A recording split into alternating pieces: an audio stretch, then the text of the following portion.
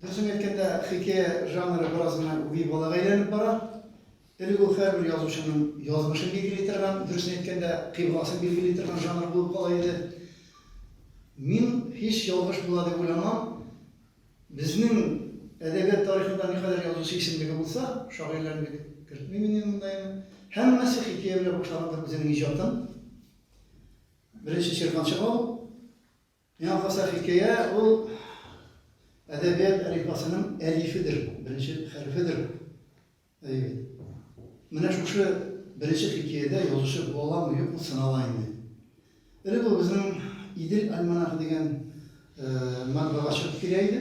Шоқ деген шығып келейді ол бір Файыз Шафиғұлдың заманынан. Әлі қатта бізге де әлекті. Мансур Алиев бізге заққана болды. Міне алда енді ең қызық үліші Almanakның ол хикаялар болайды. Бұл истәбірі тұрған еденлер, ләкин кіші башта хикаялар отырған еді. Міне бұл жанр қазір конкурсларда біразына балқи башлады.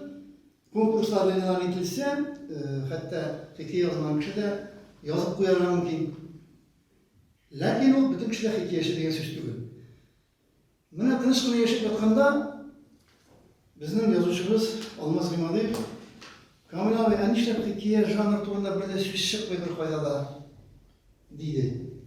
Min bilgenlerine de bir 10 kişi hikaye yazar. Jgırıp hazır deydi, jgırıp. Onların yaşı türlü şeyler dedi. Lakin Onlara belki ihtibar ederge de gerektir deydi. Mene bu, bugünkü bu tartışmanın inisiyatorları da bekleyin min. Kutkusun taratmışımız da Gimadiyev. Min küterip aldım o eser, bu temana. Elfet Efendi Beddirjal, Vakı Birey'in zanı paralelini kengeçtiğimi, Elçinlik da hikaye turda şeşret gerek. Hikaye yazarga yön olmayan kişi, albat ağa povist da yazalmayın, Behesseş yazmayın bile, piyasa da yazalmayın. Hikaye kıska sujetli, kıska ulemli eser. Onu bittirirsen kabir hikayeler piyasa da yeterli ola. Hazır roman itemiz, kubrak povist itemiz hikayeler materyalını.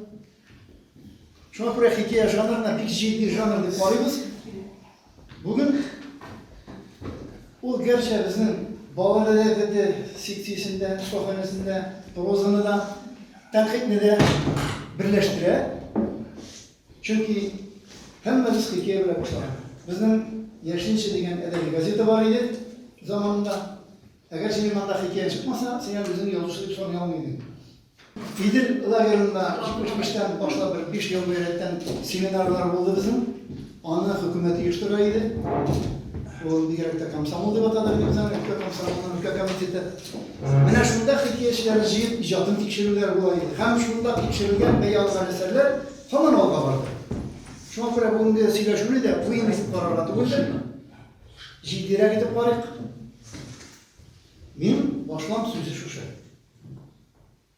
Tanqidga so'zlagansiz sening so'zing mi? Boshlar uchun. Bir söz var mı? Yok, ben bıraksan da. Ay yok olası da.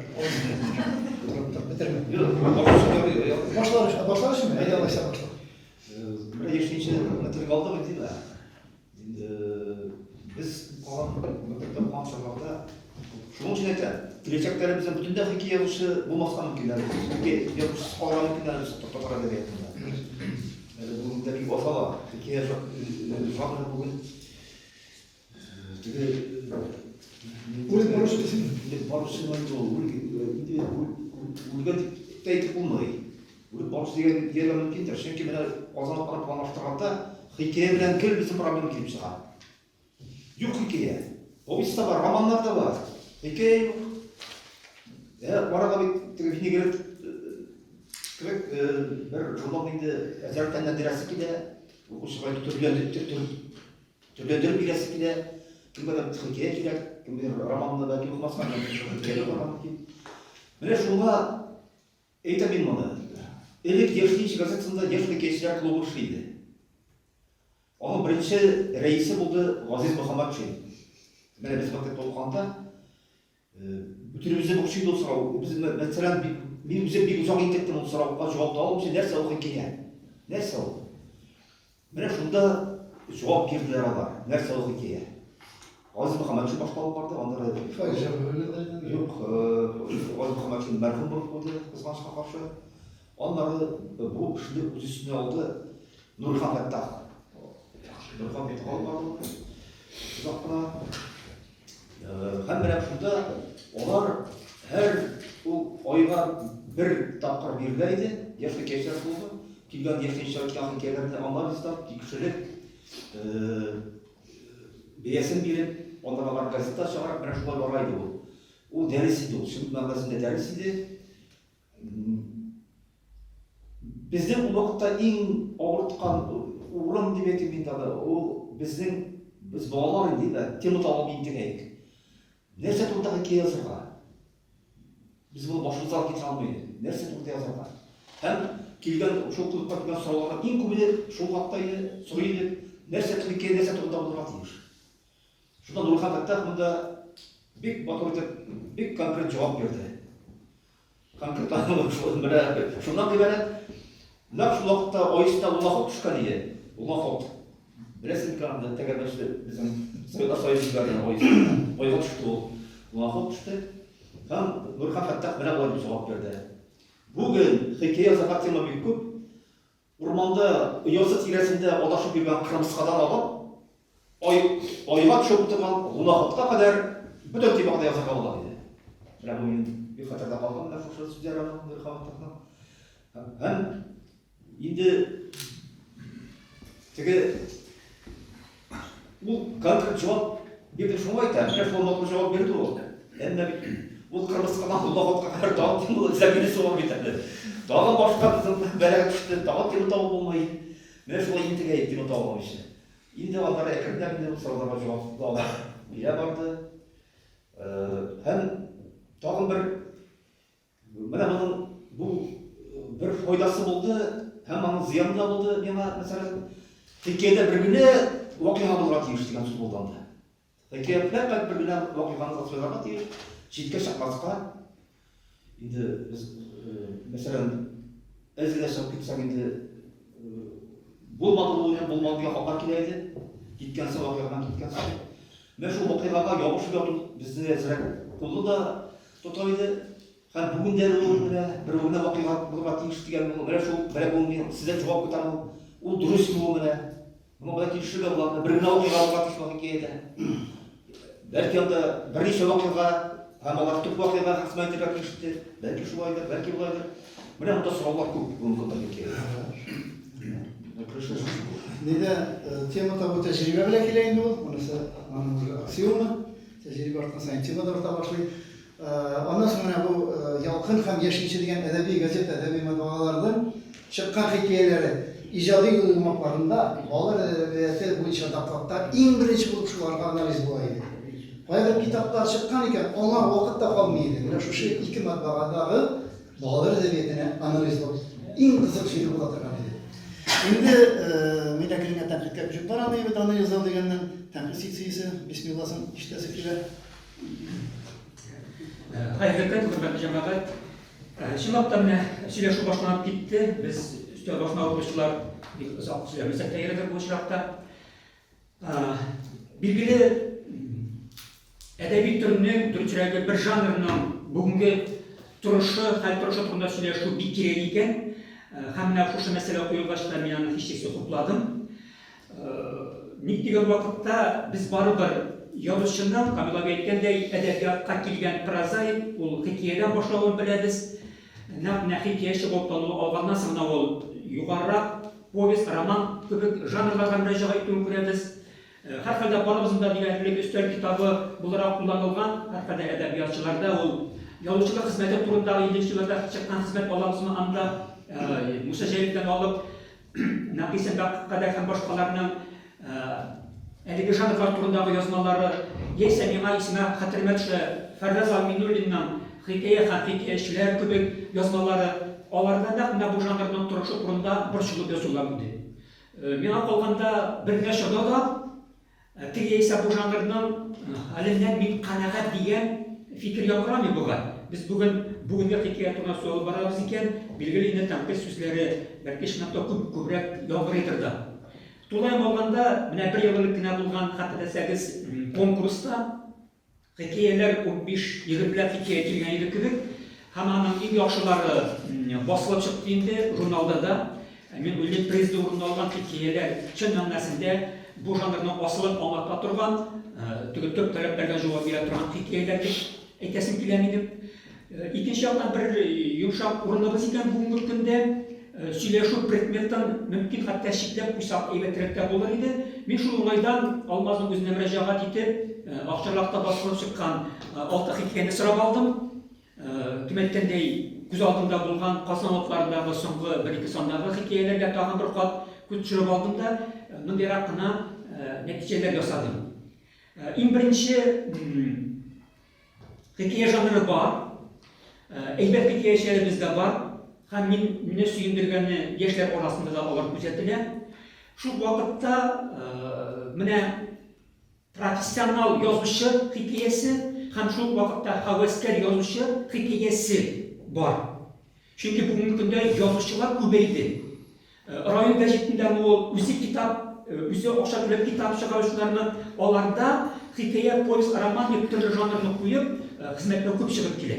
Менә безнең булышыбыз бу дөньяда, бу өлкәдә эшләүчеләр, кем әйткәндәй, чын хикая белән, әлеге аның жанр таләпләренә туры килгән хикая белән, гомумән булган вакыйганы сөйләп чыгучы әсәрен айыра да белү, аны укучыга җиткерә дә белү дигән сорау да алда тора бит. Мин хәтергә төшкәндән генә bir-iki генә сүз тик вакытта конкурста булган кайбер язмаларына гына күз ташлаган идем. Шундыйрак тәнкыйть сүзләрен мин әйтеп куйганым. Хикаячыларыбыз безнең бүгенге көндә сөйләү белән мавыга, тәхәллүс белән, псевдоним белән килгән хикаялар иде алар. Исемнәрен алар басып чыкмадылар да күп. Сөйләү белән мавыгу, шул вакытта әлеге төп вакыйганы, тотып алган вакыйганы матур итеп, сүрәтле итеп, минем җаныма уйларлык итеп сүрәтләп бирү җитеп бетми. Менә бу уңайдан караганда, әйткәнчә Акчарлакта басылып чыккан 6 хикаяны укып чыгып, һәрберсе турында бер җәнә җөмлә язып караган идем, моны биләштереп, мондыйрак нәтиҗәгә килдем. Нигездә, бу менә басылып чыккан, сездә чыккан хикаялар аңладым инде мин, Алмаз Гамәлиевтән килгән хикаяларны. Алар тормыш көнкүрештә булган хәлләрне сөйләп чыгуга кайтып кала. Игътибар итегез, безнең теге массаша әдәбият дип әйтәбез бит әле. Сюжет борылышларына әһәмият биреп, укучының күңелен җәлеп итеп, теге ясә бу кеше белән булган хәлне, ах, ничек кызганыч, ах, ничек борчулы, карар мондый хәлләрдә була икән, карар минем күршемдә булган иде бит бу хәл дип, әнә шул рәвешле сюжет борылышларын уйнатып, кызыклы, гыйбрәтле хәлләрне сүрәтләү белән, сөйләп чыгу белән мавыгу өстенлек итә кебек тоелды. Менә бер-икесен генә әйтсәм, мисал өчен Лилия Заһидуллина дигән авторның Буйдак дигән хикаясе бирелгән. Һәм әлеге автор 68-7 яшьтәге ир-атның буйдак булып калганнан соң, менә мин хатын-кызлар белән теләгәнчә йөри алам дигән уй фикерләрен әйтә дә, аны дусты белән санаторийга җибәрә. Һәм шунда bir яшь кыз белән Япсам төн үткәргәннән соң, аны белән сөйләп торгандамы, ничектер ул икенче көнне ризык китерәләр, запеканка дигән ризык. Шуннан соң ул хатын исе төшерә һәм бу яшь ханымны да санаторийга ташлап кайтып китә. Менә аның сюжеты, игътибар итсәгез, әлеге сюжет ул кеше белән булган мөмкин булган төрле хәлләрне мавыктыргыч итү, менә монда сөйләркәләр турында, монда ялгызлар, буйдаклар, столлар һәм башкалар турында дип кызыктыра. Шул вакытта аның теле, аның бу хикая белән укучыга нәрсә әйтергә теләве, аңа нидер гыйбрәт бирәме, әхлакый тәрбия бирәме, яисә тормыш күрештә була торган бу хәлләрдән сакланырга тиешлегеме кебек сораулар читтә кала. Менә кемнең Рузиләнең үзе монда утырудан файдаланып, аның бер сүз дигән хикаясе бирелгән. Тормыш вакыйгасы. Һәм автор инде ир белән хатынның аралары суынганнан соң ире командировка китә, күршесе керәдә әйтә, синең ирең бит аспиранткасы белән чуала, бергә командировка киттеләр ди. Бу хатын балаларын күршесенә калдыра да инде, ире артыннан башка шәһәргә оча. Ресторанга кергәннән соң ире каршына килеп утыра да, әйт, син мине белән кайтасыңмы, юкмы? Бер сүз, хикәянең исеме бит бер сүз. Әйт, бер сүз ди. Ире инде гаиләне таркатырга теләми, мин синең белән кайтам ди. һәм кайтып китә. Хикәя тамам, ну сюжеты тамам. Шул вакытта мен мисал өчен бу хикәягә бәйле мин булайрак дип язып куйган идем. Автор тормышта булган, яисә булырга мөмкин булган хәлне сөйләп кенә чыган. Анда инде сүрәтлелек, геройның ниндидер характерының берәр үзенчәлеген тотып алу, яисә әлеге вакыйгада сүрәтле булып, күңелгә сеңдерерлек хәлне мин сизмәдем. Ягъни автор укучының кытыгында уйный, сөйләргә булу, аның битәргә тиешлеге барыбызның акылсызлыгында торган сорау, шул миңа ошый һәм аны укучы укый. Шул вакытта күп тапкырлар кабатланган әлеге сөйләргә темасына нисбәтле ягалып алып киленмәгән кебек тоелды. Ягъни ул булган хәл вакыйганы әнә шул тәрәфе сөйләп чыгуга кайтып калды кебек. 28 нәмәти хикәяләр алар арасында миңа ошады бит Рәшит Фәтхрахмановныкы. Журналист буларак, таныш кеше буларактыр инде. Яну дип атала. Анда ул Lexus машинасында авылга кайтучы бер бай егет, аның хатыны Лилия исемле шушы авыл кызы. Аларның шәһәрдәге өйләре күбек бай үй, мондый Lexus машинасы бер кешедә юк. Күңелендә мактану хисе бу хатынның. Ләкин әдәплек ничегенә чыкмый, бу мактана сүзләрен күршеләргә әйтми. Өйләренә кайтып җиткәндә пожар, әниләрнең өе яна. Өйдә яшь бала, 5 яшьлек. Һәм иртә хатын да баланы коткарырга кермиләр, куркалар. Бу кызның яшь вакыттагы егете, Илгиз Мәлү, бу баланы коткарып чыга. Бер караганда бәлки зур яңалык та юктыр. Ләкин автор нәкъ януга бәйле, йорт януга нисбәтле, аны метафора булып китерә дә, бу кешеләрнең әхлаксыз йөзе, ачылу амаларының җаннары яну икәнлеген, менә бу безнең яшәешебезгә үтеп кергән утны күрсәтә. Менә монда инде мин тотып алырдай, фикер алышырдай, әңгәмә буларак чыгарырдай урыннарны да күрәм. Әйбәт кебек кабул иттем. Әйткәнчә мин бер кирәгенә тукталдым инде, Рөзиләгә үзе булганга гына тәнкыйтьләп алдым. Аңа шул көнне көтеп килгәндер инде ул. Яисә менә соңгы вакытта гына Казан утларында чыкты, шуны тамамлыйм. Шәмсия апаның Мәхәббәт мишау була дигән хикәясе, озын хикәя күрәтегез, яратып укыгансыздыр. Шәмсия Хангерованың теле бар. Гаҗәеп матур, бай теле игътибар итегез. Һәм нәрсәгә игътибар иттем мин? Мәхәббәтнең мең кат кабатланган сирен ашу ынтылышы, әлләшә күрешмәгән алтымы хатын-кызның сөйләшүе, ул кайвакыт гайбәт сөйләшүгә дә әйтә, кайта кебек шулай булырга тиештер дә. Һәм шунда берсенең әлеге мәхәббәт бар иде. Шуның белән бергә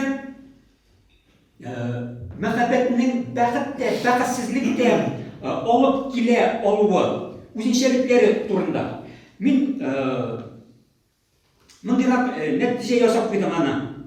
Автор аны аңлап та бетереп булмый торган хис дип әйтәсе килә. Һәм ул һәр кешегә дә бирелми, аны һәркем үзе генә кичерә кебек юлларны бик матур итеп, мәгънәле итеп, кызыклы сүрәтле итә. Шуның белән бергә теле матурлыгын да әйтергә кирәктер.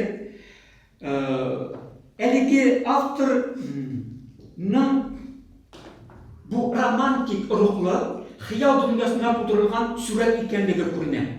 Билгеле бер урында ясалмалылык дип әйтимме, мине ышандырып бетерми торган халәт тудыруы белән әзрәк күңелемне боза. Мисал өчен тормышына җитмәй, ягъни мисал өчен ире белән хатын бер-берсеннән аерыла алмыйлар. Ләкин ире бер вакыт бай ди, мин ди улымны оныта алмыйм ди, аны янына китәм, мин сине ташлап ди. Сине генә күргә килдем ди. Анда да шул вакытта әлеге улны тәрбияләүгә бу илнең кергән өлеше, аның психологик халәте бик сөеп яраткан, аннан башка яши алмыйсың икән. Димәк, бу хатыннан ташлап китү өчен кеше күңеленнән нәрсәдер өзелергә тиеш. Ягъни психологик халәттән инде бер тетрәндегез вакыйга булырга тиеш, башкача мин ышандырмыйм. Бу хәйбер булмадымы? Бу ир ни өчен ташлап китте дигән сорауга җавап бирмәде. Яисә киресенчә дә, бу хатын ансыз яши алмый. Шул вакытта мине нәрсәдер тота, мин аңа барып эндәшә алмыйм ди. Әгәр ансыз яши алмыйсың икән, бу мәхәббәт сиңа илаһи мәхәббәт булып тоела икән, авыру халәтенә җиткәнсең икән, Ник барлық інде шоңы соңы. Мына жошы мезгілдердегі характерінің ойлы бір сипатларының түгелдеші жетмеуі еткенде тұрмышшанлықны кеміте өтіп түйілді. Gerçi қызықлы, мауықтырғыш, һәм бик мотор тіл білен жазылымға көре оқыла білгілі. Соңғысы, шушылық сонда кетіп кебек анда 10-шы сынып оқушысының хикаясы бар еді. Ол Диана Қатқапкенованыкі. 10-шы кластағына оқиды ол қыз. Белгілі енді жалғыз қаршықтынан соңғы күндері хамама көршідегі бір қатыннан сатушының ол ерден итуі, итмек білен, продукты һәм башқалар білен. Месесі білен қызықлы, нақшы сызлану халетін, экзистенциялық ұрықтабетінің іштерікте әбейінің өлімге барған соңғы күндері шушыны тұтып алуы әйбет. Лекен екбәрсегі шул Шәмсия қабілен әлігі Диананың тілін қарасағыз, тілдері айырылып тұрайын. Дианада оқып болмай, бүгінгі сай, тар һәм пікірні әйтіп, ашып бітіре алмай тұрғанырақ тіл көрініп тұрам. Сөз байлығы жетмей. Танышырақ сюжет, үлкен қаршықлар, алардың соңғы күндері, аларға кімніңдір ердем етуі. Енді ол Фирузеде Жамалетдин Азар болды ол, тағын кемәлі, Осман Қайнық кемәлі, Рәмзия Қатыбада бұл сюжетлар болды бекінде қатырласегіз мұға ұшақ сюжетлар. Шуанда бұл сюжетларының ұшақтығы өзің әмін мұны біләмін деді.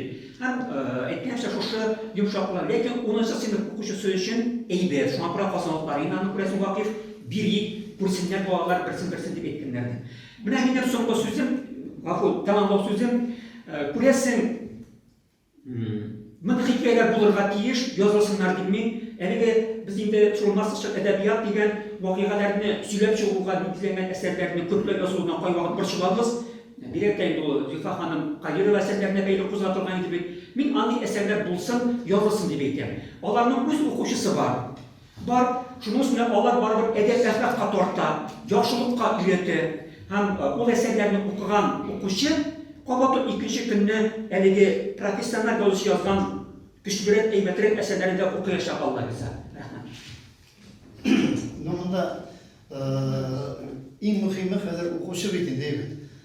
Tüp okuşu katımız. Akıydığımız gibi tüp okuşu, potansiyelli okuşuduz. Şu an buraya bizim kızlarımız çok yazığı bittirek. Onlar adresini bile kimde yazasın. Onlar bu teknolojinin bir bile hazırlayıp. En mühimi hıyanet teması ortada. Şimdi her vakitte da algıplanda. Onu yerler yazamayın. Fatih kız yazsarına çünkü yerler yazamayın. Ama interview olganda soru verenlere Kamil abisin Fatih'e hıyanet etken var mı diye. Televizordan dinledim şu. Televizordan ne soru verirler hıyanet var mı diye. Hemen bütün dünyaya şok edip ettim. Neden benim hatıma hıyanet etken yok desem, dostlar küleyinde minna kadar. Hıyanet etkeniyim şu desem bir yapacaksı var dedim. Hatta şöyle kalktırsın dedim. Yazsınlar çemana şekleniyor. Bu bizim en zor tragediya hazır okuşu da bu. Okuşu tiraj degen sözüydü bu. Eğer de hazır bundan 40 yıl ileri yaşayan kitler, kimler degen yazıcılarımız koytsaydı benim. İşitseler bizim sözünü. Proza 15 bin, 25 bin tiraj bulayı, şiiriye 1200, 1020. Hemen ha proza bulayı poezi tigizleşti tiraj. Bu bizim okuşalar katılımından. Şuna göre kadın kızlar kübrek yazsın degen uydamayız.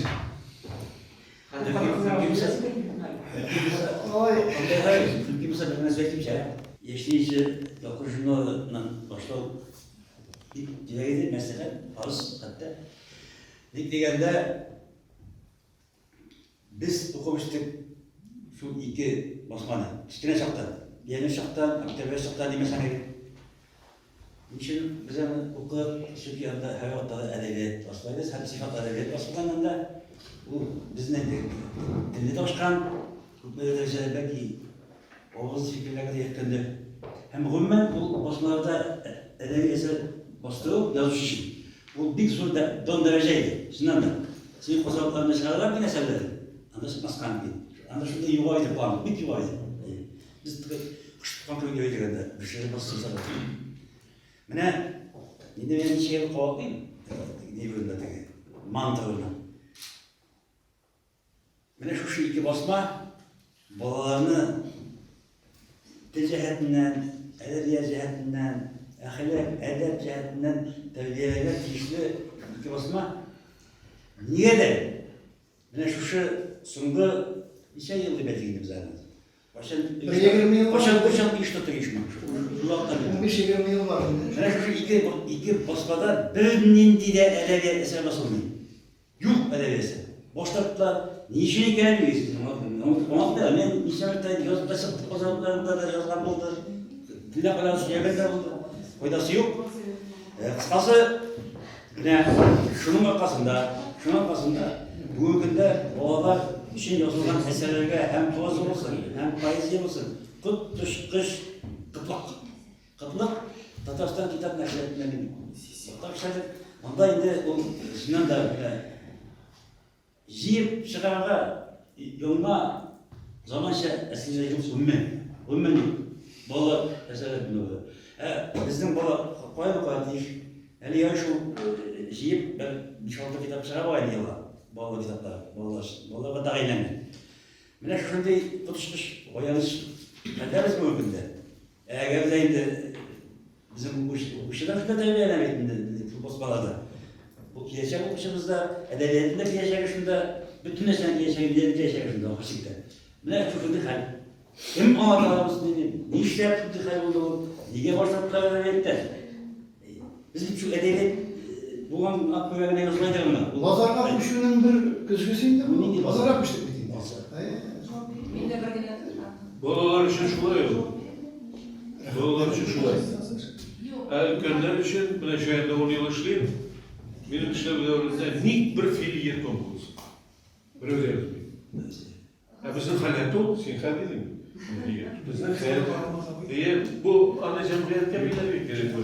Sonundan noşa yokşu eserler külü tutladı. Yazıcılar yazaydı üzerinin bolaşaktağı hatirelerin yana eserler kilmedi. Şundan sonra min anelere bağırı redaktörlükte bir çağın müterip kırdım. Mun eserlerini verip jokmet, uluş şiirden tuttuk. Raz bizim cünlü eserimiz yok iken. Biz siler çıkıp çıkarttı onu.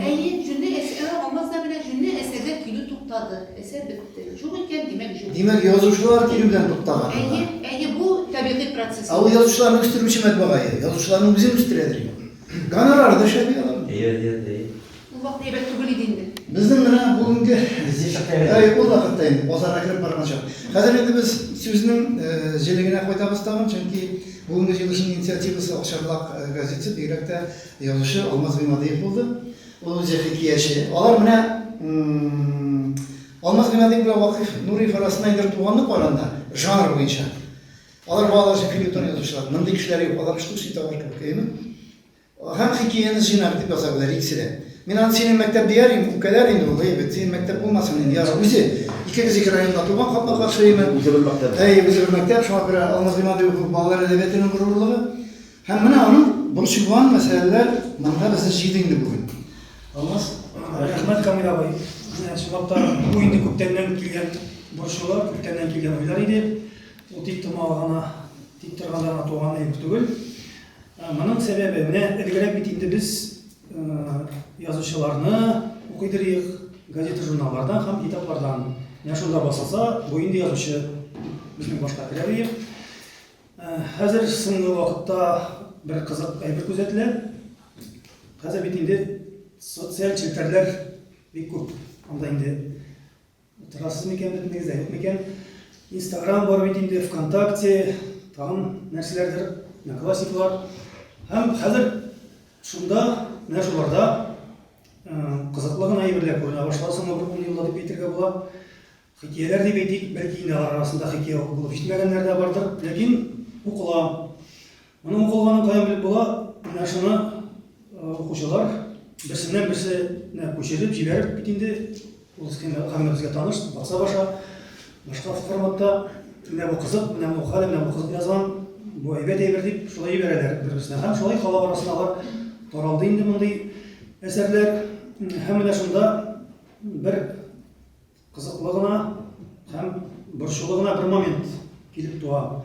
Biz olay birlerini indi kontrolü alıp bitiremeyiz. Onlar indi internet'e çıkan, tamalar.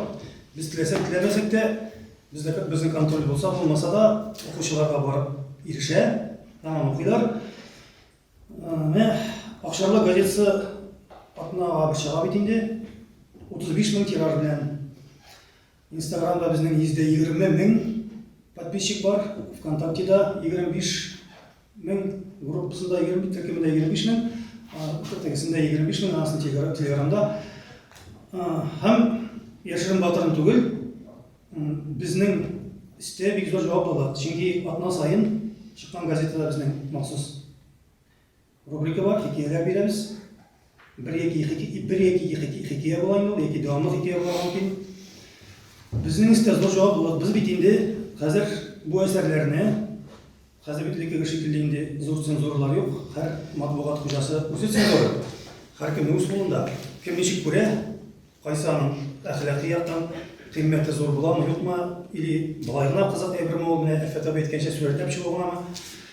Biz endi shu o'zimizning filtraj adabiyotni qo'zdirib atna sayın halkqa менә шулай шундый зур тиражлар белән таратабыз хикәяләрне. Әлбәттә инде менә шушы үзешчән язучылар дип әйтергә кушмады икән, яшь авторлар дип әйтергә кушты. Алар арасында безнең инде 60-70 яшьлек яшь авторларыбызда байтак безгә күп килә хикәяләр. Алар укыла. Шул вакытта bir nişik tolmasının için işletmede bularına bir barasızlık. Biz şimdi daimi rəvişdə klasik yazıcılarımızda bir barabız. Muhammed Mehdiyev, Tufan Münir'inler bizde daimi şaha. Hikayecilerden Gazi Muhammed şimdi kub birdik, Fail Şafi Hulli'nin kub birdik zamanında indi. İndi ben özüm balaşaqda bir gıdam hikayelerini ne halkı yaratkanlara bir sefer çıkmamalı şekilde indi. Lakin şu vakitte şu yaş avtorlarını kanda daimi birəbiz. Ne için bitken vakitte men xaskemiz anlatam. Nindi kriteriyalardan çıkıp biz sayıyız bu avtorlarını. Biz anketi berəbiz, daimi rəvişdə oxucularga һәм алардан нәрсә укырга теләүләрен сорыйбыз. Анлайны әлбәттә хикәяләр буенча булмый, башка әйберләр буенча да була, башка юнәлешләр буенча, ләкин аның бу анкетаның бер блогы бар хикәяләр. Сез кемнәрне күрергә телисез? Кайсы язучыларның әсәрләрен укырга телисез? Менә шунда инде бик күп килә безгә анкеталар, то есть җаваплар анкетага тутырылган. Bir елны biz хәтта ялгышмасам 15 мең, 16 мең анкета алдык. Бу инде һәр ике укучының подписчигы берсе язган булып чыга бит. Шулардан чыгып тизилде, менә бу хикәяләр булды. Алар арасында инде әлбәттә шушы biz элегентлек алаган яшь авторлар да бар. Менә димәк без инде укучыларның теләген канәгатьләндерәбез булып чыга. Менә шул вакытта икенче яктан менә шундый бер сорау туа. Biz bu рәвешле безнең укучыларыбызның зәвыгын бетермибезме дигән сорауда туа. Чөнки инде әйткәнемчә алар арасында инде хикәя укылып җитмәгәннәр дә бар. Бәлки инде бәлки жанрын үзгәртергә кирәктер. Хәзер бит булган хәл дип язу бар. Тагын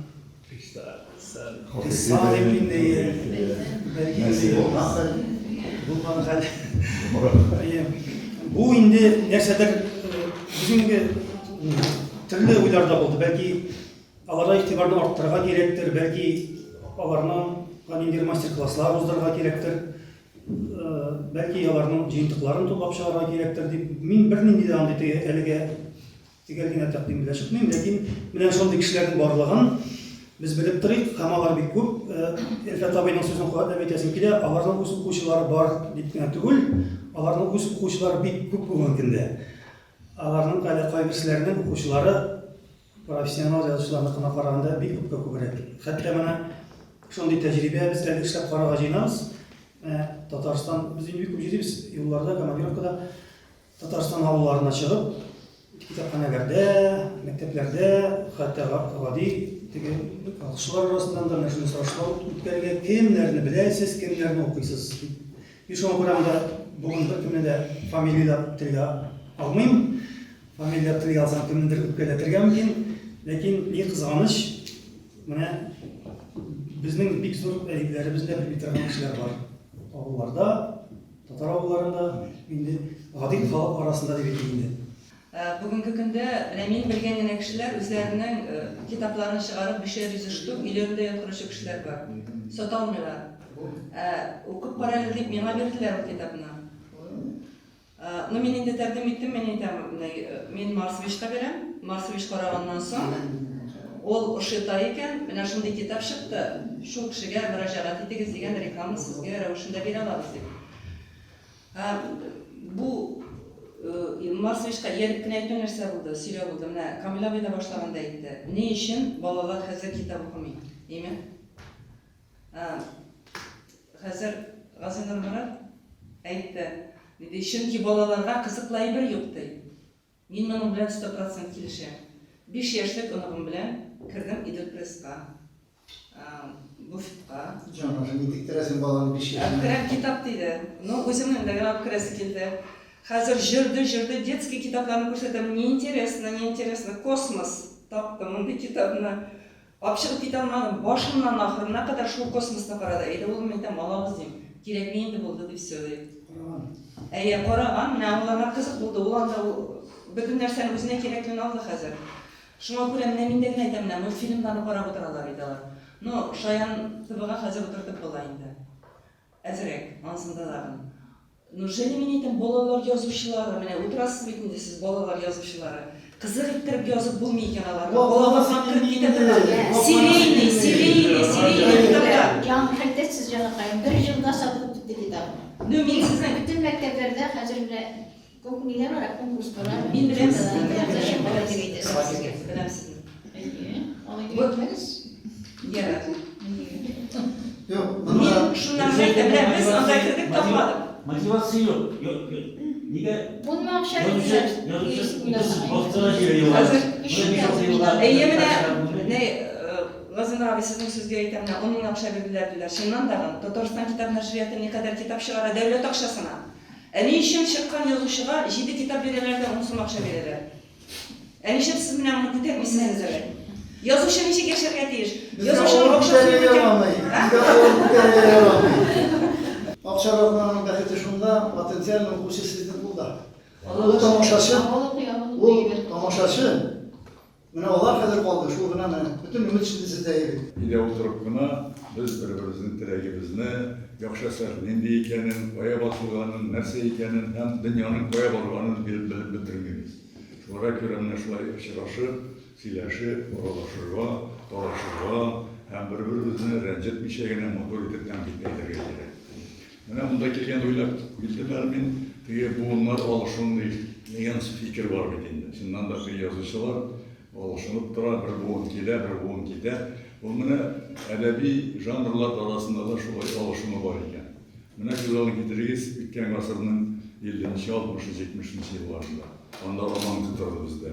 Andaydik Atilla Arası, Ömer Beşir, İbrahim Gazi, Nurihan Fattah, hem başka bir köp romanistlarında, bir köp romanlar yazıldı.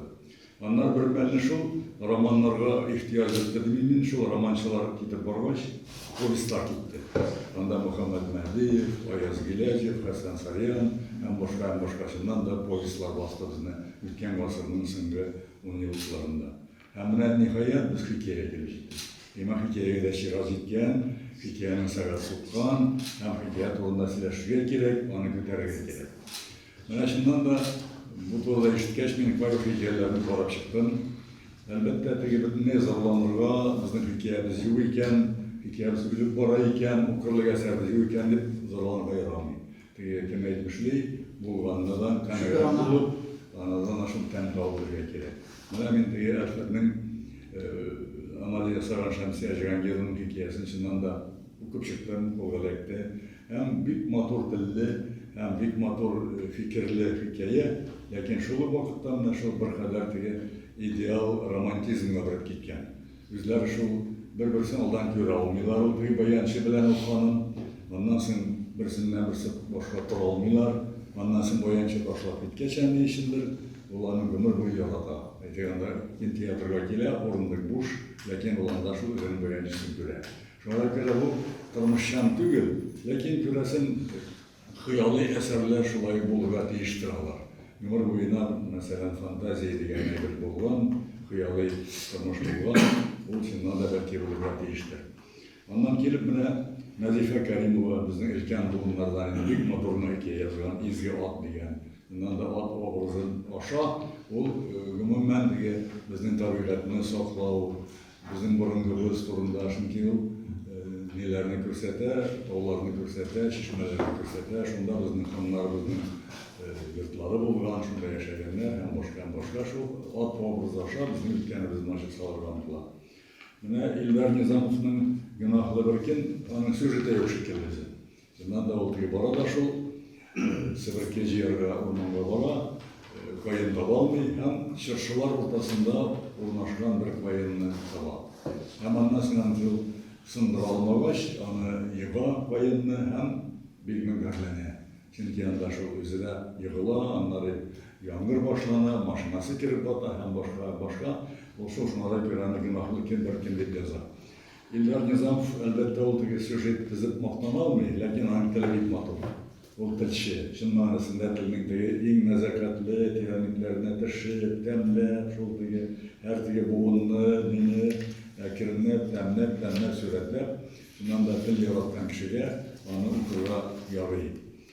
Onları Amur Hanım'ın sabah taşlarında, sanına kızıkkına süjet tapkanı olur falan. Amur Kadir Khandır Civerden o zaten diye şimdi hikayeler belki Khandır'ın o ana sabah taşlardı. Anda şu bir kilitçe Lexus'ta ana şu elektriği sabah taşı bir yolkan kişi Korşala amanın maşinasını juğa. Sonundan görüne bu Lexus'taki kişi şu iken ertegi şunun arasında zor kucağı zor töre iken. Mana şunda tege alışımı, fikirler, kişiler alışımı üzünce. Ondan sonra bu yılda kendi bizim Batullah belki kilyen de bulur, elektrik şubaklaşıp etme turanlarıydı. Bu bir iki hikayesini bastırdı. Birisi Ecim Khan, ikincisi Nazip Biltiriş diyen. Ecim Khan da olduğu üzerinin bir kahramanındağı vakıyalarını izge çırayındı. Şuların bir elementin alıp Ecim Khan'ın yazmışı, tırmışı, hatta şu en kızığı Muhammediyar şöyle bizni tüm manasında xanlardan üstün edip biterler. Şunlara göre o yapkalı kızıklay bir ol, minan rahatlanı okudu. İkinci Nazip Biltiriş, bir hikayede iki süjet bulurga değiştirilmişken, yok miken, bulurga değişmişken, şun cevabı bir ol. Çünkü bu hikayesinden Nazip Biltiriş'te iki şun manasında süjet. Bir sanda şu bir yigitinin gaşık bulup üzerine elken kadınga yürürgeni kitapları bayığı, hem anlasın şu bir kişi bilen tanışıp, iselik salmış bilen, şunu bilen salıp, kadını öldürürler, hem onlar küşüp gider, ne başka süjetka, tekşirişler kim öldürgen bu kadını. Hem bunda elbette iki süjetini nicedirge koşup birege erişken deyip uylayım belki yani beylerle başlasan belki erişmegendir de olsun şey, lakin var şu motoruna yarıp çıkan bu. Hemen nasıl Muhammediyev'nin galimet taşı ellerini çekirip çıkmadım onlara. Çünkü ulanda şu bir kadar vaklangan bir bölümünde. Zeydullah'ın kani kaldı Nişapur gelip kürüye Nişapur koyarıp sıramakşıyım. Ondan sonra kişi olmadı. Şu yantayı. Kani kaldı. Kani bu nişapsızlık koya gitti, koya kaldı Nişapur. Yani onun şu süjetinin konfliktlerine yok. Lakin şu vakitte televik motor. Çünkü o Mişer, Tatar, Şuvaş sözlerini kastırıp yüzüne göre motor tel yasada, yana tel tuturgan. Şuna göre andık hikayeler şulay bulurga gidiyiş. Anda şu tıyanın süjeti lagirtmeskine, lakin şu bara da şu tezgine süjetini şişip de koyar. Anda şu Zeydullah'ın yüzünün indi o şu tıya yazı alımı deyip aytırayım ben. Cemaat bizim içinden de büyük eybet adınızda yazıcılarımız var. Aygül, Ahmet Galiyev'e, Remziye, Gatoka, Kuveyt'lerinde başka. Buna bir nesey tezkile. Şundan da cemaat hikayemiz var bizim. Lakin bir hikmet, bizim satirik hikayeler ne çıktı? Satiri bir kimdesiniz. Buna bunda kelmeyen o, Türkiye'de şey oturgan Ceyhindik'a Fatih Kutli hikayelerciye başladılar, geldi şu bizgenin aşağıda. Talga tabi bir hikaye, satir hikaye yazardı. Çünkü Türklere kürsattan ol barıptı. Nişte Tatarlarda yumur bitti mi, hikaye, satiri bitti mi diye beklerlerdi. Yani şunlarga bir satir hikaye yazıldı. Yani şu hikayenin hikmeti, yani sizlerge sanatlarım bilmem, Мен ағана сөйлерсіз, değil mi? Sen şeylerin onlar ilk hikayesi verdi. Türkiye'de tercüme edilip basılıp çıktı o hikayeler. Şuna göre aytasımkiler bir kadar da satirga ihtibar ideyalı. Buna mesela satirik koyan doğal. Buna men Alaboga'da zavkılar işledim. Bir şu fiskültürünü kirgen beni. Buna da armiyada şartladı. Bir kız bilen dostlaşkan indi, tanışkan indi, birgen indi. Kadın altında evetken durabızdı. Bir kadının da armiyada yergendirgen kadının katı kelip çıktı. Hem bu katı kadın konu etkendi. Ben bir kitap için yaşayan indi. Biraz kelmedi şunda. Siyikli falan deb etkendi. Nişan yurtub başlısın da şulay mürəccət keçdi. Bu katı kelip çıkan kadın kolunladı. İda skandaldı. Nişler yayınladı. Nişler rəməydən senin kadınla bir irterek var, kadın doğru tutuşu. Neden kadın kız kadını kilyon kostuna koyar, stelleyi. Kilyon kostundan tekşirmeden kadın bulsa şeyine de yok. Hem neden ergene kristı otur. Kadın kaykırdı tutandı beni binarga, tutmarga tibirine de iş yok gitmeden ayrılışarız. Senin ben bilmeyeniyim. Hat diye ederim, ne diye hat diye ederim. Kılın güldere hat etti. Yani kilenin diye hat etti. Ben ederim de güçte matakıgalı. Bu gaybet birini hat bulmavan. Beni hazır direkt kısalarım. Hatım benim gaybetimde söyledi. Hat yok. Orkalıya kaldı da ki şu bir ikin şolay. Beni kısta hat yok. Yüzde şuna başladı. Belki hat bulmavandı. Gömür boyu değil şu. Yılda deyince... Bu hikayenin olanlara okuyan olsa... İstedik kaçsın da batın da şu Mısır idi. Hormarıydı. Onlar bir şu bir şiirler gittim de ileride belki şeyin atısındır. Hormarıyı bitti bekledi. Hormarıyı bitti. Takip olmaz. Buna şunlara göre yok kadar bir izlerden buna satirik hikayeyle çıkalım. Buna şunu diyarak elementler bina teskiler. Hikaye yazılır için en evvel anın tip detayını davranmak gerek. Eğer antep detayını tavsam, hikaye yüzünden yüze işirit düşer olur. Bir detayını tavsam, hikaye gelir aşına. Şuna göre şu her vakit oylarını üretelim. Ne de detayına üstüreyim iken. Üstürgen vakitte dilesen koysun detay yüzün işlerini tabağı ol. Erdemşilerini tabağı ol, başkalarını tabağı ol. Şuna göre satiri torunda da uyuyor. Hem nihayet cemaatçından da bizim hikayemiz var, yaşayın.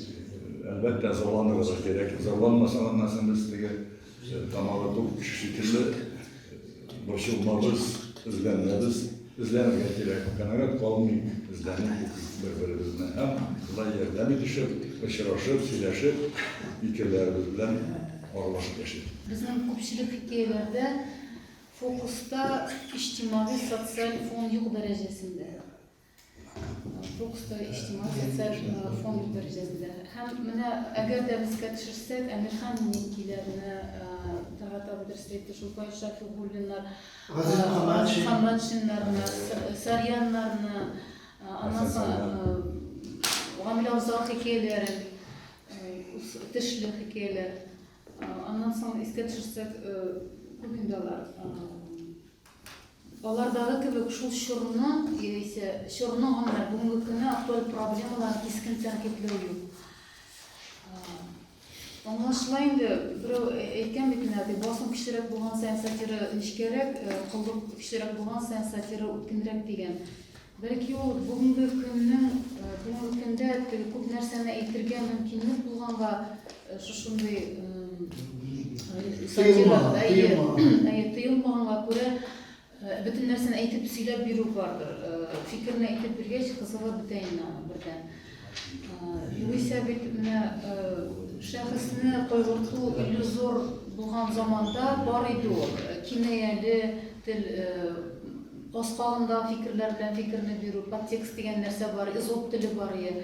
Hem Güney Dolmazabı'nda fikirin devam ettiği Filiton ruhundağı şunday eserler Gayes Hakidan diyen, Topay'dan kelgen 80'ci yıllarda Zifat Hakim'de bulgan şunday usal ironiya ve hikayeler hazır görünmeydi. Hem de cemaat bit Cemiyet hem şahıs karşılığı görünme hikayelerde nedir toplanan temalar hem de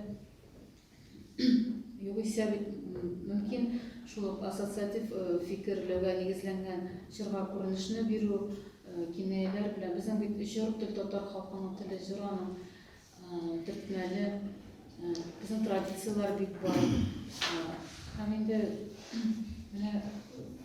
şu şunday Euro ağzından bulsa da ittiru var ideali olabilir. Hazır cemiyet şahıs münasebette işin şundan tuğan şunun için burşulu ornuna nedir hazırki cemiyette nedir yüzün yuvarlıkan şahıs cemiyet koşuluğuna kaldı. Elle biz niçin biz tanket yapmıyoruz mene şu 22. yılga hatlı bu mahsus operatsiya hatlı bulgan cemiyette bargan bargenştırımlaştırımını tanket yapmıyoruz mene şu mahsus kultura daha güzelliğine koyup kuruluşların niçin tanketler yok. Elle biz şu şunday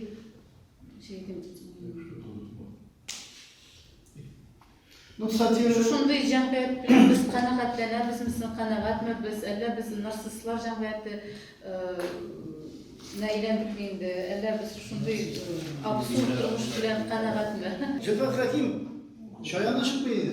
Üç hikayesini öğretten bahsetmemeydi şaya vakıtta. Şundan yuvaldı bu. Bir 2-3 yılda yuvaldı. Görüşeriz deyip yol bizim. Şaya hemen çıkamın yerli oldu. Çünkü o humoristlerin bir sıkıya başladı. Kışının tanıt üzere bu janrı bakaya başlayan için. Lakin humor o hazır indi bugün Nişitler Hanım satiyerimle bu sahneye çıktılar. Mezar üstünden sujet yazsa bir mezardan tamaşaçıları güldürdü. Hem yazıcı şuradan gayret çeken humor yazılan gibi. Çünkü onlardan da bizim satire humor kişi yılmaydıra değil. Humor satire humor kişi yılmaydıra değil işi var. Güldür mesela. Lakin tebelerden sonra da montaj gerekti olur. Çünkü nasıl ki oynuyorlar bilden tutan iler yuvarı tabiimiz. Tamaşaçılar her şey var. Alkışlıyor, ayağa bırakıp çalışıyor. Şuna göre bunda yolcular da kayıp yapılmıyor. Lakin 90'lı yıllar kayıtması neyle ilgili? Bu şuna kurulgan mesela koytalmayın. Koytalı yemsiz koytaşır. Hadi biz gitmese bu bir yıl içinde yumur yazılan teyilip durur, satire yazılan. Çünkü cemiyetteki rakipçilik ne işletmesem anam kızı kalmıyor. Yer bile fakir durumda indi ortak yazıp da bu mütemandır. Kamal yumuruydu. Buna bu konkurslar kadar bir kup. Mintege buldurdu bir indi siloşu var. Konkurslar yazarak yine hikayelerini bu taraflarla pazarlıklarında biz satir hikaye bir şey pazarlayan konkursu yaşamanı bir hayran kilde yumurundayım. Hayır şiirler de kıyılmadı. Şu kadar kup gitti. Niçin kildi? Ulakta ganararlar da ibadiyi. Yaşarım hatır tugul. Hazır boş vaktin bulsağına yazasın koy bireylerine. Hazır bugün iki kişi şokartkadır. Şu kitap çıkararlar bu kişi turunda yazıp vermişsin. Oyan kesin vakit ama. Değil mi? Hemen uçlayı da şeysi kildi. Birinci hikayeler bizim. Nagara Madiri var. Eğitti de bunu. Kamil abi değil miydi? Kamil Kerem hikayeler bastırdık da İdil lagerinden soylap pazarlıklarında 75 ton ganarar bir ayın zarflatı yok benim. Min işleyende 100 tenke zarflatı, nalıklarından sonra şu 80 tenke falan. Bir hikayeye 75 ton. O konkursta şimdi, onun gizli süpremiyi bildi. Bu ezgine olsa da türmeyesin.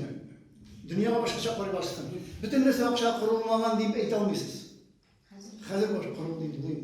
Şuna buranında manısını da olarak gerek. Lakin edebiyatı saklap kalı yüzünden bugünkü hikayecilerini isep kalıp hem tağında bu hikayecilerin bir eşmukası kınamında pazarlıklarına karışıp gelir. Biz bütün işin bunda şeyle şair almıyoruz. Şularını isep kalıp hikayeye ihtibar yüzünden beraber jiyintini çıkarmaya gerek bunu. Bari kızlar söylediğin kitap çıkardılar gibi polisler söyleyeyim. O ne kızlar dipine tutun. Hikayeciler antologisidir, jinak kınaydı. Çünkü yumuşak ablaşka bilen olsun, çıkıp olsun, hiç arzan olsun yarar. Kadar bir arzan şekilde şöyle. Biz bulay baksak, arzan bolsun dep. Mana biz özümüz chet eldan kulamiz deymi? Chet eldan kulamiz. Chet el mitingde bizning Amerikalar, Angliyalar IT prostorsuna bilan qo'shilib qo'shdilar, deymi? Lekin qog'ozda jo'natmaylar hamma. Kitap çığa ay içinde tekrar nedir vakıa oldu mu? Gazete zor tiraj bilet olalar. Yani onlar da yuvalı bir kağıt formatı. Biz ne yaptık hemen bitiriyor varabız yine. Özümüz suyunu bitiririz. Bunda bu ziyintik çıkarı meselesi buna onu kuterasıydı. Buna tavuşka koyu da gerek mi? Buna kelimine ileride cevapta şey olursa onu kuterasıydı. Nindidir bir formada. O son stimul. Nesesi bile kızık. Eğer de şu ziyintikte bir 20-15-20 hafta katlaşırken o şu ziynetlerini okut çıkkandan sonra üzerindeki çağıştıra aladılar bile. Bunda bir de cümleler yazışlar yok. Üzerinin neyini vurumunda yazganı şunu anlıyor. Bana şunun içinde gerek. Yanlış bildim. İsim sana uygular. İsimler bile bugün elimiz ne olmuyor çünkü kiyom semaytan, oğlum sintimna, oğlum semaytan kiyom sintimna. O isim sana uygular. Çünkü kim çıkış yapsa da her gün öz ismini tutup durar. Men özümden bile. İsmim mesela şunu olur. Hikaye жанры турында сөйлеуші болғаш, хикая бұл қысқа һәм үтімлі, актуаль жанры. Мен әлі сөйлеуші, хикая турында сөйлеуші болмады деп айтыр үшін тұрып бастым. Не үшін десең, менің келуімнің сәбәбі де сол болды. Бүгін мәйтем шулайдыр, келерлер де ең актуаль тема жамағат біздің документаль хикаялар турында бәйге иғлан ителгәндер. Шул бәйгегә мәйтәм мин дә катнашыйм әле. Безнең бүгенге хикая жанры тормыштан тыш була алмый, безнең язучылар бөтенләй тормышның икенче ягында яшиләр икән. Әйтерсең, бүген бер нәрсә дә үзгәрмәгән. Синонимда антоним. Тормыш үзгәрде бит. Шушы хикая ник кирәк сиңа ул? Шушы тормышны үзгәртер өчен, яхшыртыр өчен һәм башка. Ник хикая юк? Хикая юк, чөнки без тормыштан тыш яшибез. Bu yolda bizim Tatar edebiyatı bütünlüğü bir vesile bulgan. O yolda bir tarihi eserlerini yazanlar, bu gerek de 15. 16. asırda tutunaların binayılar bütünler şeyde tutuyor şekilde duruyor. Bu kızıklı bizim tarihimizde, hem de bizim bu günümüzde edebiyatımızda uğuşlu icat itelerdik bölümün hiyaliler de var, romantikler de var. Tarafta etken şimdi realistik eserlerde var izlene, ama orada boşlar beni seyindire. Nindidir tabi bir zor, büyük hikayeşi var bizde. Elge belki eğitip de olmuyor turbandır. Ama bunlar da bilimin altı suikada getirir ne zaman. Emir Halilikiler zamanı oranın aslında orada gerek olmaz. Ben şunday fikirde duran Nemisler'de de şöyle kabul ettirgen, Avrupa'da da şöyle kabul ettirgen, Fransızlarda da icat etken kişinin eseri halkka erişirge tiymiş. Ama bileyim ben, erişiyor, matbuatlarını eriştirge umtula, tırışa, yerdem ite. Şu şeyden matbuatka tekrar rahmet. Aynı büyük orantılı edebi eserler özlerine şulay olar saklanıp kalır, olar yaşarlar da bileyim. Şu an böyle özüne karıştırdığa irte elbette izlenirge gerek tavuşlar kızıklarla diyor. Şulayda yarattan refahsızım kile, üniversitede for var idi, dersizinde edin sami bizim yeteşiydi üniversitede, dersen adındığında. Şu şulayda bizne sopranlar hangilerge bulundu, sopran ikinci buldum, birinci buldum mu. Yok indi, tavuş koyulmadan bir kulaktan bir sopranı kere, bir koloratonun sopranı kere, ikincisi alt, üçüncüsü yok. Alt kadar koşulan, sopranı kadar koşulan, koloraton sopranı kadar koşulan, niye de koşulan? Kolorator ne kadar da? Koşulan. Koşulan. Я sabay felsefe paylaş. İşte emin tuzlanmadım bu oradan gittim. Şu an böyle sözümdeki felsefe kırık işitilmesini indemin kuşu olarak ne eğitim çünkü yüzünü yazabildim. Ne kadar yakışık? Her birimizin sözüm tınlattırdım, ihtibar bilen tınlattırdım, eğitimin eğitim. Elbette dürüst söyleyeyim, elbette dürüst söyleyeyim. Hem başkaları da dürüst söyleyeyim. Koysasınla yaptım iken. Hem her birisinden bir rasyonel fikir tutup aldım. Başında da rasyonel fikir var. Bana da Katarinin etken sözü var. Türlü janrda, hem türlü bilimde yazılarına değil. Çünkü onun üzerine okuşası var. Менә элекеге әсәрләрне укыган әсәрләр барлыгында бер әйбер булырга тиеш. Тотып алына. Менә ул бит әдәби теориясе булай әдәбият теориясе буенча без менә теория укыттык. Иң характерлы тормышта, иң характерлы бер ноктаны тотып алам дигән кирәк. Иң характерлы тормыш күп, темалар бик күп. Сез әйткәндәй, ана шул кырмыскадан да тема ясарга була. Менә мәсәлән шул кешенең бер хикәясен хәтерлисездер инде. Менә гомеремдә шул чыкмый ул инде яскан сурында әни бер хикәясен хәтерлисездер. Шул кешенең герое инде бара, ну, шушка суяларын, нәрсә суяларын мөмкин түгел инде. Елга бер тапкыр суялган шушка инде бу.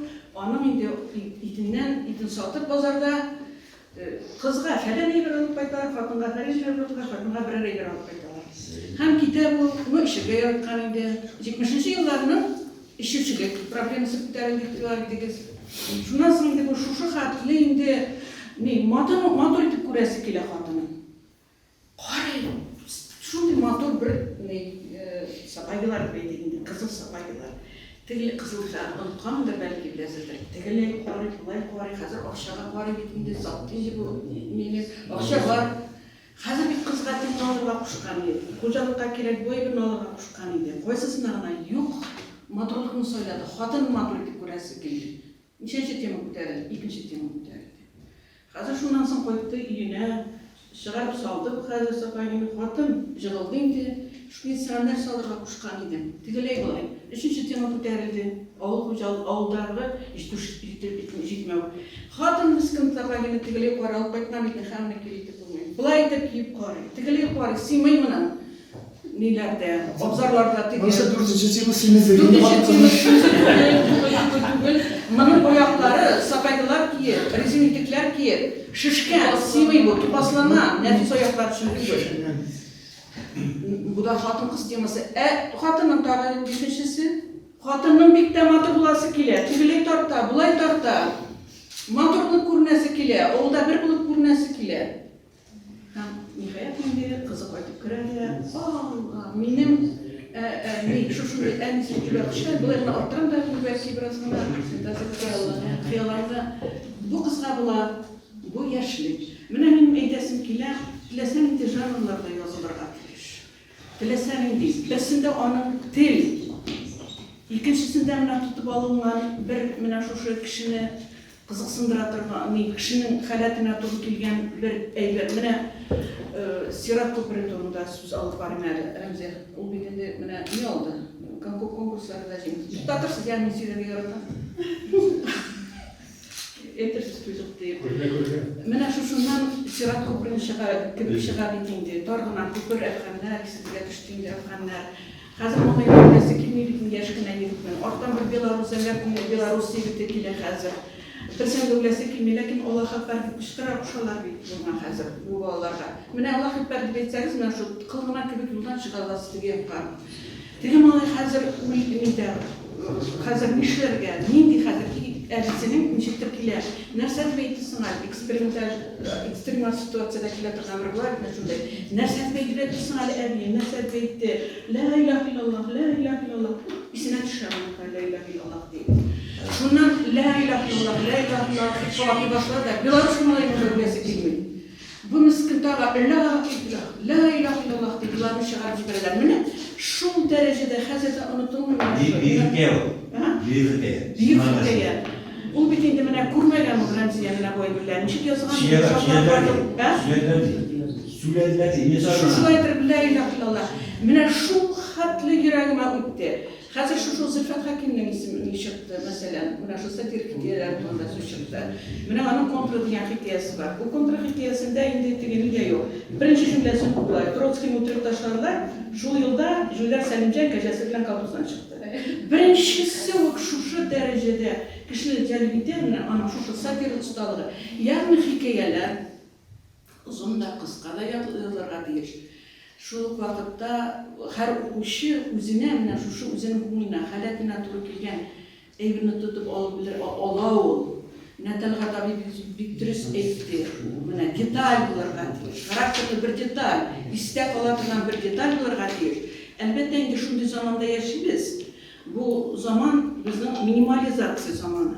Мөмкин кадәр менә кыска, мәсәлән, о Генри кебек. Менә минем анда хикәяләрне, мәсәлән, үземнең Bu yolu vakıfta bitiren gül Navalı karakterinde, Tomuzmanlar bile mesela, ondan o gençler Novalarını yazılan. şart yazıcılar tercüme ettiler şu bizim. Yok Allah'a etmedik bunu, onda hikayeler bizde de var. Tercümeçiler. Şulay. Kıyamlı Bizde de var. Lakin bizim de anlatırken ilerini tutup kalgan navalı hikaye, onlar bir niteyinde, bir okuşlarına tartan, bir okuşuklara gayten, bizim hiç bilmiyorum. Mine şuşu ettirip, şuşunda karakterli bir noktası görüge değil. Mine şuluk Nurhan Fettah'ın öneminde eğer de min yolcursam düzeltirsiz.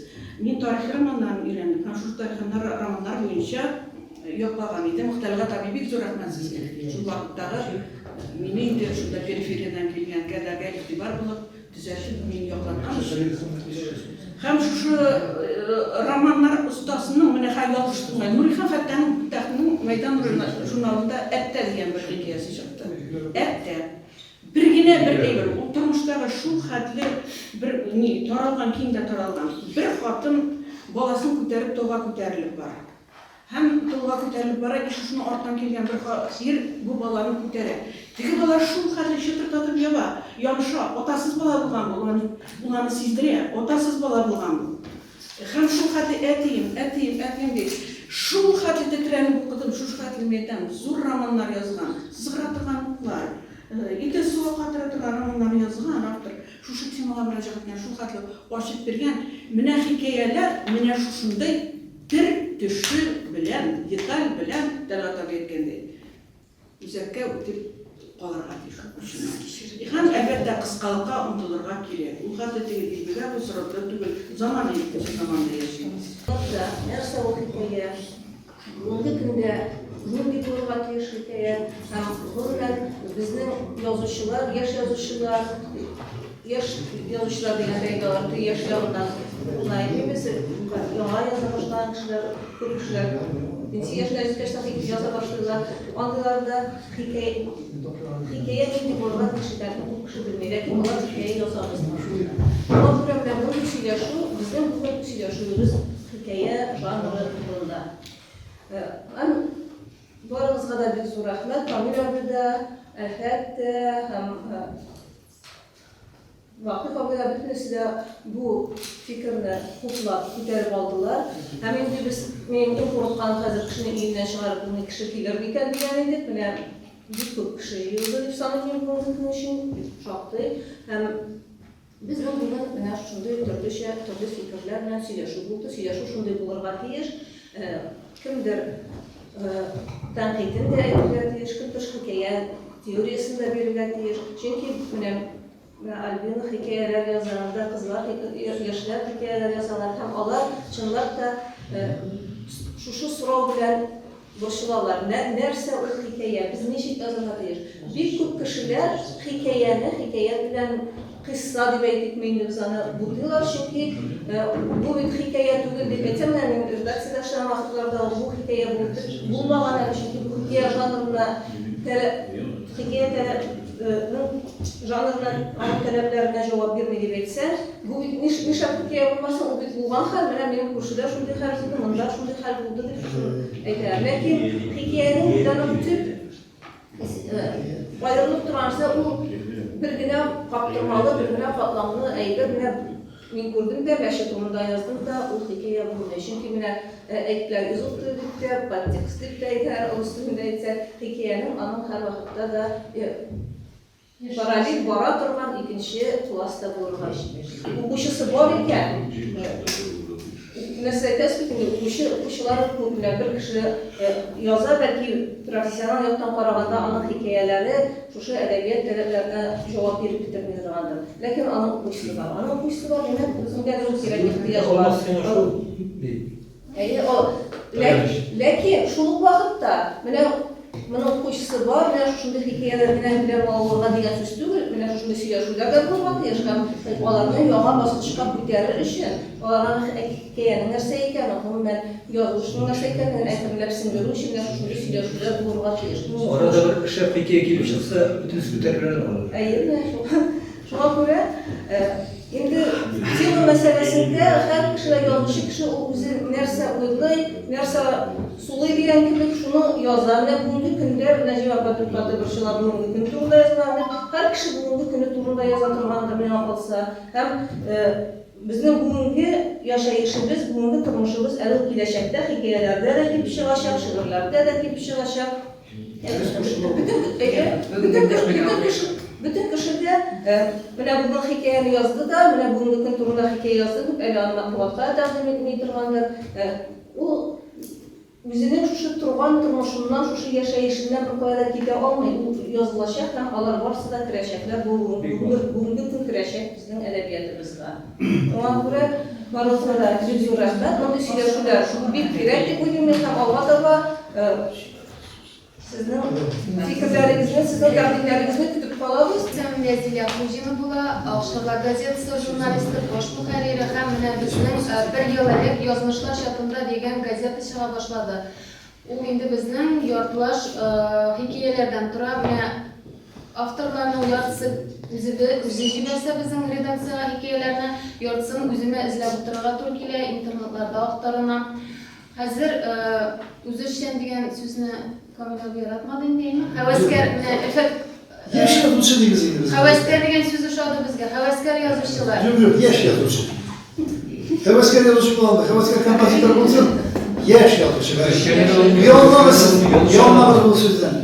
Yani yaş yazучылар менән мин ул газетаны эшләүче редактор буларак. Язмышлар чатында турында алып барасыз. Шундый яшь язучыларны еш эзләргә туры килә. Ай сайын газета чыгарбызның. Аллага шөкер тиражы 10 мең бүгенге көндә. Андый хикәяләрне укырга бик яраталар. Тормышчан хикәяләрне инде. Һәм менә Сирапаның да сүзләрен тыңлаганнан соң менә шундый тәкъдим бар. Менә шундый заман хәзер. Курслар, марафоннар заманы. Нәрсә генә пешерергә өйрәтмиләр. Сгущенкага хәтле пешерергә өйрәтә торган курслар бар. Юкса анда бит сөт белән песок, шикәр комагына салырга кирәк.